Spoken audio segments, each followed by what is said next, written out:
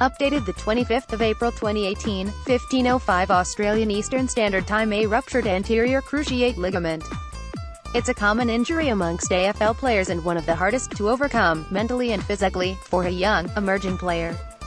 In the first installment of an ongoing series, we track GWS Giant Will Setterfield as he goes on that 12-month journey. Will Setterfield emerges from his morning rehab session clutching a small, green plastic bag filled with ice.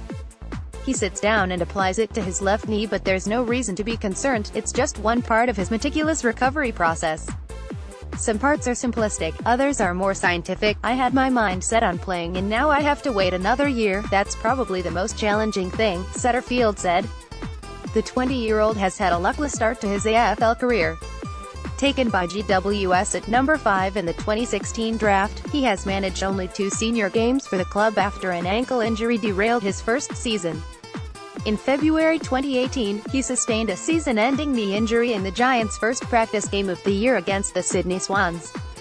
An innocuous contest for the ball ended in disaster when Setterfield was tackled and his left knee buckled under the weight of his opponent. It was a pretty loud pop, he said. The pain wasn't really that bad, but I was pretty shocked at the time. Shock soon turned to frustration, disappointment and anger as he realized this would be another long-term setback. Once I got in the rooms I was pretty emotional, he said.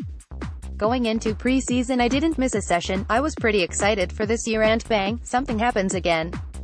It's probably more frustrating now than it was last year, but I still have to make the most of it. Within a week of the injury, Setterfield underwent scans, flew to Melbourne to meet with the surgeon and 24 hours after that consultation, was in surgery. The good thing was that there was no other structural damage, so I got pretty lucky looking at the other side of it, he said. From the very start, the lad from Albury, located on the northern side of Murray River in NSW, has kept a positive outlook. I stayed at my uncle's house for 2 weeks in Melbourne with my cousin who had surgery 2 weeks before me with the same injury, he said. It's good to have someone to talk about it who's going through the same thing. That cousin just happens to be Isabel Huntington, who plays for the Western Bulldogs in the AFLW. Family has played a pivotal role in the early stages of his recovery, right down to help with the domestic chores. I was slack, especially straight after the surgery, so it was nice to have Mum up from Albury, he said, but I'm starting to get into a routine now. Since the injury, Setterfield comes to the club 3 days a week where it is all about routine.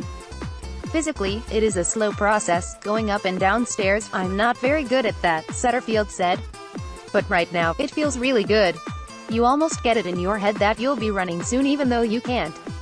I'll probably be ready in around 12 weeks to run, but I'm probably not going to run until closer to 16 because I just want to get it really strong. For now, full weights are restricted to upper body training only. He has a legitimate excuse to be on the beach weights program.